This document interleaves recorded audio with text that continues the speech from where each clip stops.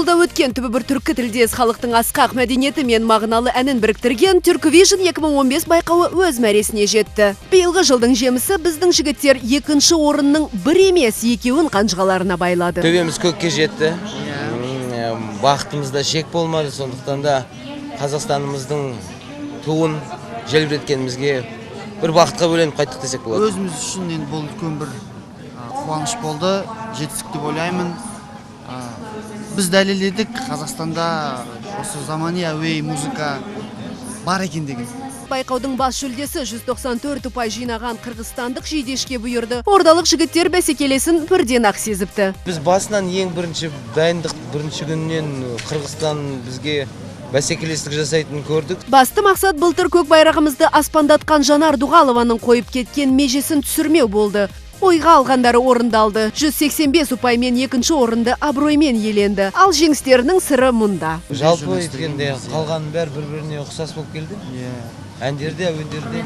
Бізде де білдік, басында да айтылды ғой, сол жаңағы ырақтардың бәрі бір болғандықтан, түрік елдерінің әндері, стильдері өте жақын болғандықтан, біз басқаша өзімізше ерекшеленіп, сол. Жүлделі үшінші орынға 175 ұпаймен түркиялық Görkem Durmaz орнықты. Ал бала Turkvision 2015-ке келетін болсақ, алтын дауыс номинанты, әрі екінші орын егері Тұрсынхан Еркін жеңісін тәуелсіздікке арнаған. Жеңісімді тәуелсіздік күніне арнаймын.